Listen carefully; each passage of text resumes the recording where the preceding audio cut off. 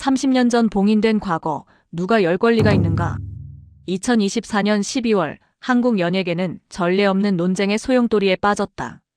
배우 조진웅의 30년 전 청소년 시절 범죄 이력이 언론에 보도됐고, 그는 결국 연예계 은퇴를 선언했다. 그런데 여기서 이야기는 끝나지 않았다. 7일, 김경호 변호사가 폭탄 선언을 했다. 조진웅의 과거를 최초 보도한 기자들을 소년법 위반으로 고발한 것이다. 30년 전 봉인된 판결문을 뜯어내 세상에 전시했다는 그의 말은 충격적이었다. 같은 날 배우 정주는 인스타그램에 장문의 글을 올리며 조진웅을 용서하자고 했다. 하지만 댓글창은 순식간에 비난으로 가득 찼다. 용서는 피해자가 하는 것이라는 날선 목소리들이 쏟아졌다. 대체 무엇이 옳은 걸까? 법은 소년범의 과거를 보호한다. 사회는 갱생의 기회를 준다. 그런데 언론은 그 봉인을 뜯어냈다. 변호사는 기자를 고발했다. 동료 배우는 용서를 말했다. 대중은 분노했다. 이 복잡하게 얽힌 상황 속에서 우리는 무엇을 봐야 하는가? 오늘은 이 뜨거운 논쟁의 중심으로 들어가 보려 한다. 변호사의 고발, 저널리즘의 탈을 쓴 폭거. 김경호 변호사의 고발장 제출은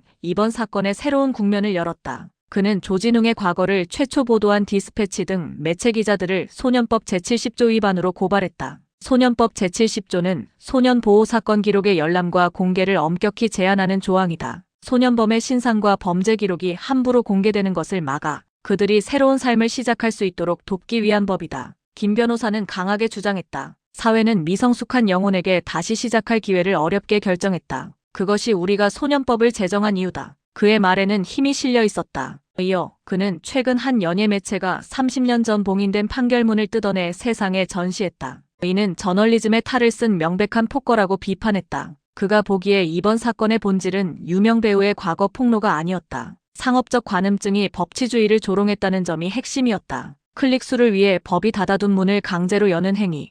그것이 문제의 본질이라는 것이다. 김 변호사는 목소리를 높였다. 클릭수를 위해 법이 닫아둔 문을 강제로 여는 행위가 용인된다면 우리 사회의 교정 시스템은 붕괴한다. 한 번의 실수로 평생을 감시당해야 한다면 누가 갱생을 꿈꾸겠는가? 그의 주장은 명확했다. 언론이 법을 위반했고 수사기관은 기자의 정보 입수 경로를 철저히 규명해야 한다는 것이었다. 조진웅 사건의 전말. 먼저 사건의 경과를 정리해보자. 조진웅은 디스패치 보도를 통해 청소년 시절 절도, 성폭행 등 범죄에 연루됐다는 의혹에 휩싸였다. 30년 전 일이었다. 조진웅 소속사는 배우에게 확인한 결과 미성년 시절 잘못했던 행동이 있었음을 확인했다고 밝혔다. 다만 성폭행과는 관련이 없다며 선을 그었다. 하지만 논란은 가라앉지 않았다. 대중의 실망과 분노는 컸다. 그동안 조진웅이 쌓아온 이미지와 30년 전의 범죄 기록 사이의 간극은 너무 컸다. 결국 조진웅은 6일 연예계 은퇴를 선언했다. 저의 과거 불미스러운 일로 인해 저를 믿고 응원해주신 모든 분들께 실망을 드린 점, 머리 숙여 사과드린다는 말과 함께 그는 이 모든 질책을 겸허히 수용하고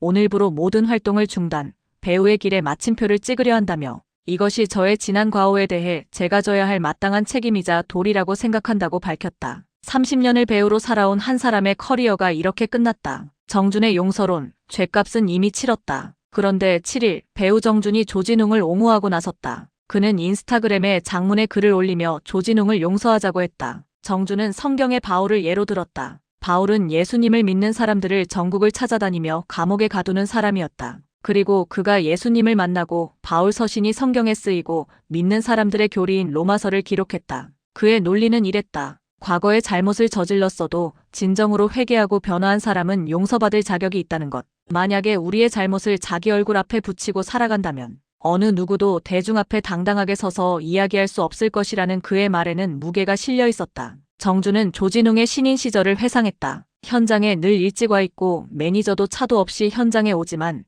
늘 겸손하게 인사를 하고 스태프분들을 도와주고 촬영이 끝나도 스태프들이 다 가기 전까지 기다리다 가는 모습을 생생히 기억한다고 했다. 그는 강조했다. 형의 예전 잘못이 옳다고 이야기하는 게 아니다. 형이 치러야 할 죗값은 형의 어린 시절 치렀다고 생각한다. 그 꼬리표가 평생을 따라다녀야 한다면 우리는 용서라는 단어를 어디서부터 어디까지 적용해야 하는지 배우지 못했다. 정준의 결론은 명확했다. 조진웅은 어린 시절 잘못을 저질렀지만 그 후 반성하는 삶을 살며 좋은 배우로 성장했다. 이제 우리는 용서라는 단어를 어떻게 써야 하는지 생각해봐야 한다는 것이었다. 대중의 분노, 용서는 피해자의 목. 하지만 정준의 글에 대한 반응은 차갑고 날카로웠다. 댓글창은 순식간에 비난으로 가득 찼다. 한 네티즌은 단도직입적으로 말했다. 용서는 조진웅에게 당한 피해자들이 선택하는 것이지 정준 씨가 하자고 하는 것이 아니다. 당신 가족 중 여성 누군가가 같은 범죄를 당했을 때도 감히 용서라는 단어를 함부로 내뱉을 수 있을지 생각해보라. 조진웅은 영원히 용서받지 못할 중범죄자다. 또 다른 네티즌은 우리 사회에서 용서가 이렇게 쉬운 것이었나.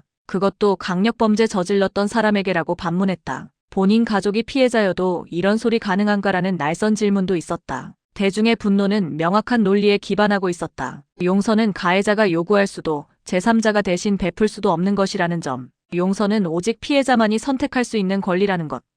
특히 성범죄는 그 특성상 피해자에게 평생의 트라우마를 남긴다. 30년이 지났다고 해서 가해자가 성공했다고 해서 그 상처가 사라지는 건 아니다. 법과 윤리의 충돌. 이번 사건은 우리 사회에 복잡한 질문들을 던진다. 첫째, 언론의 보도는 정당했는가? 김경호 변호사는 소년법 위반이라고 주장한다. 30년 전 봉인된 판결문을 어떻게 입수했는지, 그 과정이 합법적이었는지 의문을 제기한다. 하지만 다른 시각도 있다. 유명 연예인은 공인이고 대중에게 영향을 미친다. 그의 과거가 중대한 범죄라면 알 권리가 있지 않은가?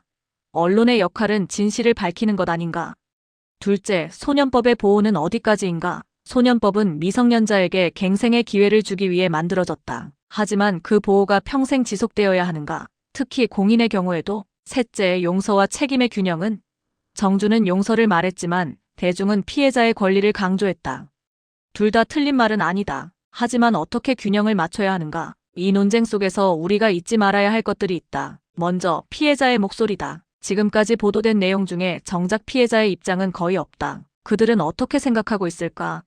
그들은 조진웅을 용서했을까? 아니면 여전히 고통받고 있을까? 용서든 처벌이든 피해자의 의견이 가장 중요하다. 하지만 우리는 피해자 없이 용서를 논하고 처벌을 논한다. 둘째, 소년법의 취지다. 소년법은 단순히 범죄자를 보호하기 위한 법이 아니다. 미성숙한 청소년이 실수로 범죄를 저질렀을 때 그들에게 다시 시작할 기회를 주자는 것이다. 하지만 동시에 우리는 묻어야 한다. 그 범죄가 단순한 실수였는가? 그리고 조진웅은 정말로 갱생했는가? 셋째, 언론의 책임이다. 언론은 진실을 밝힐 권리가 있다.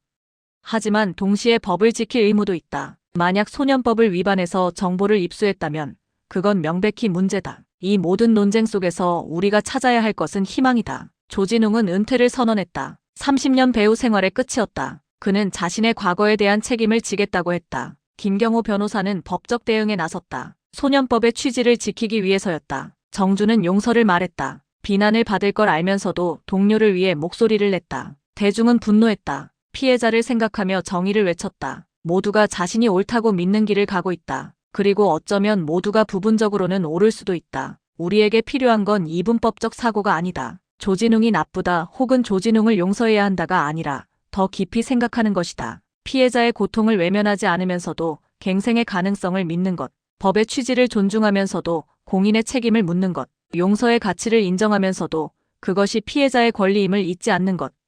조진웅 사건은 끝났지만 우리에게 남긴 질문들은 여전히 유효하다. 과거의 잘못은 얼마나 오래 따라다녀야 하는가? 갱생한 사람에게도 과거는 영원한 족쇄인가? 언론의 알 권리와 개인의 재기 기회, 둘 중 무엇이 더 중요한가? 쉽게 답할 수 없는 질문들이다. 하지만 우리는 계속 물어야 한다. 그리고 그 과정에서 피해자를 잊지 말아야 한다. 그들의 고통이 진정으로 치유되지 않는 한 진정한 용서도 진정한 갱생도 없다. 조진웅은 배우의 길을 마감했다. 하지만 한 인간으로서 그의 삶은 계속된다. 그가 진정으로 성찰하고 피해자에게 진심으로 사죄하고 남은 인생을 의미 있게 산다면 그때는 또 다른 이야기가 시작될 수 있을 것이다. 우리는 그저 지켜보면 된다. 판단하되 매장하지 않고 비판하되 희망을 잃지 않으면서. 그것이 성숙한 사회가 가져야 할 태도가 아닐까.